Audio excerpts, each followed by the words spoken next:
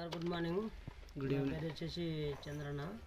మన భూమి ఎందుకు పంట రావడం లేదనేది దానికి సొల్యూషన్ మేము చెప్తున్నాం సార్. మన భూమి బండ బారడం వల్ల మేము మట్టిని పరీక్ష చేస్తున్నాం పొలంని.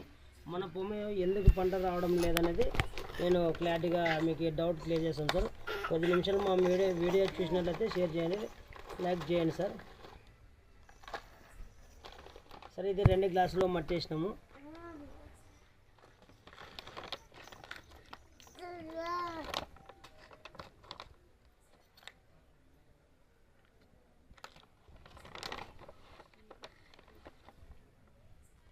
సార్ 2 గ్లాసులో మట్టి వేసేసినాము.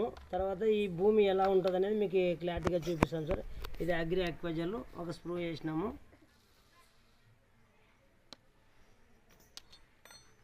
సార్ దీంట్లో ఆక్వాజల్ వేసినాము, దీంట్లో వేయలేదు. దీంట్లో చూడండి, మీరు వీడియోగా నచ్చినట్లయితే మరి షేర్ చేయండి, లైక్ చేయండి. చూడండి సార్.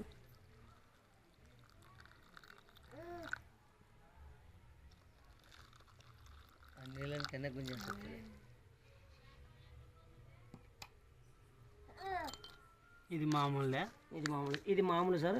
ఇది ఆక్వాజల్ వేసినాం కదా, ఇది వేసినది కదా, ఇది వేయండి సార్.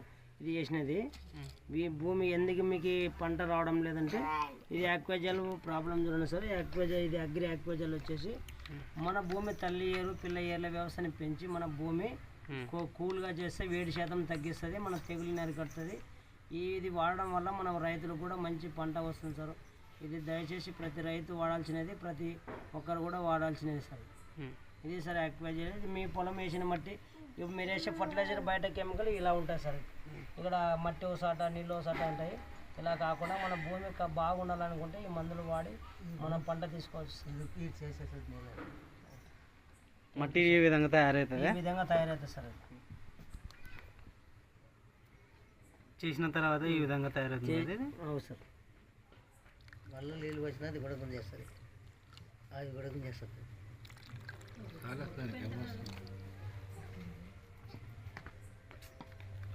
అంటే మామూలుగా ఒక ఎకరాకి 8 రోజుల్లో టైం పట్టుకుంటుంది అది సార్. మేము 50 డేస్ సార్, 20 రోజులు.